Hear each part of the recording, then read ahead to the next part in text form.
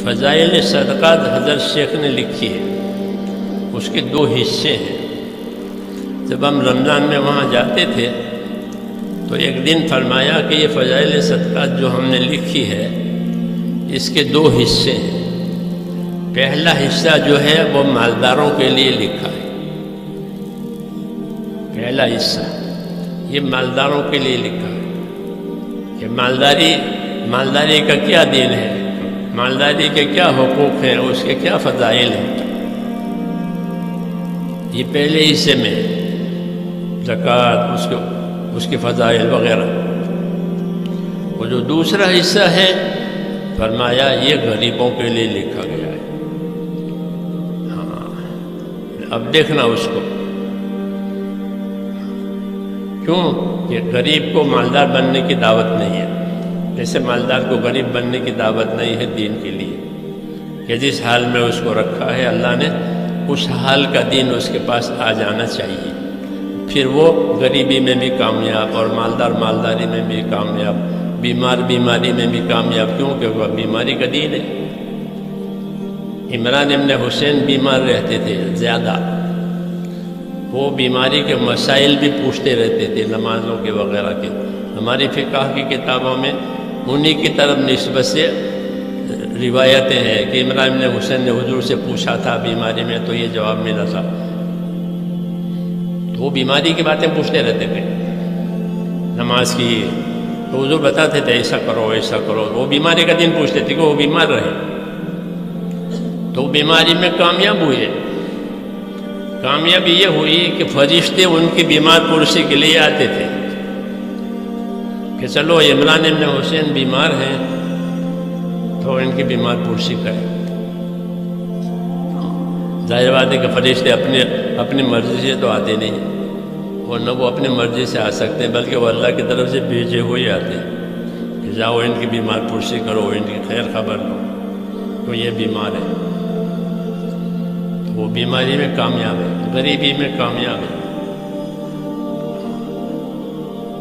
یہ ہمارے دین کی خوبی ہے کہ حالت بدلنے کی ضرورت نہیں ہے، حکم پورا کرنے کی ضرورت ہے۔ اس لیے جب دعوت کی محنت ہوگی صحیح معنی میں تو انسانوں کے اندر یہ صلاحیت پیدا ہوگی کہ وہ جس حال میں ہوں گے اس حال کا دین اس کے لیے آسان ہو جائے گا، وہ کرے گا، تنگی میں بھی کرے گا۔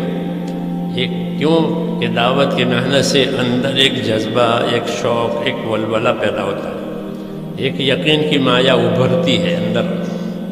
ہاں، جتنی اس محنت کو عمومیت کے ساتھ کیا جاتا ہے اتنی یہ مایا اندر بڑھتی ہے۔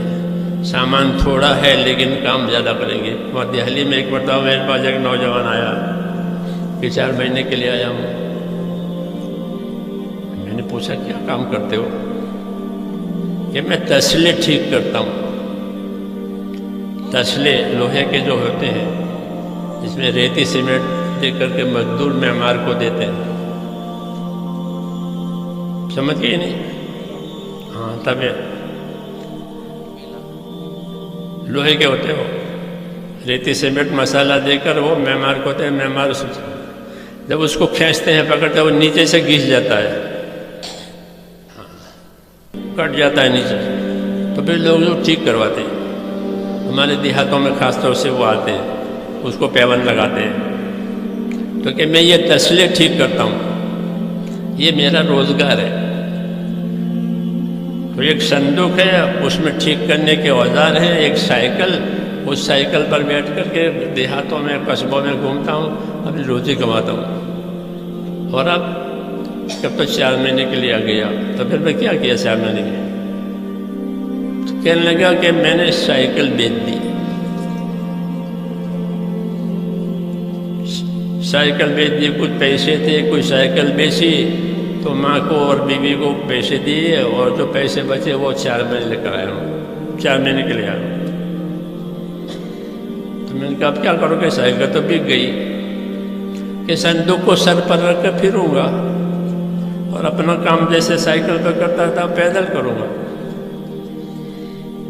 غریب آدمی ہے، اس میں استعداد آئی ہے، راحت کم ہو گئی، ہاں راحت سائیکل بھی گئی، راحت تو کم ہو گئی، لیکن اپنے کام پر رہنے کے لیے تیار ہے۔ یہ مثال ہے کہ غریب میں غریبی کا دین آئے گا۔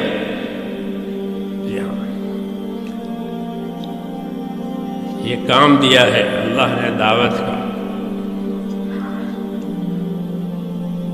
جتنی اس کی عمومیت اتنا اس کا نفع۔